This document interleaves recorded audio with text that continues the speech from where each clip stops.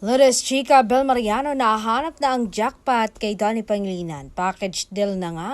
Bonus na lang daw ang pogi. Ginulot kasi siya ni Tita Maricel. Tinanong kasi siya kung kumusta bang maging boyfriend ang kanyang anak na si Donnie Pangilinan. Saad ni Bel, maswerte po. Tita, 100% siya yung tipong boyfriend na he never wants me to feel forgotten. Laging siyang may update, talagang hindi nawawala ang komunikasyon naming dalawa. And he's a man who really love me, doesn't disappear and expect understanding. He'll make me remembered. And dagdag pa niya, basta po, jackpot, package deal and bonus na po iyong pogi.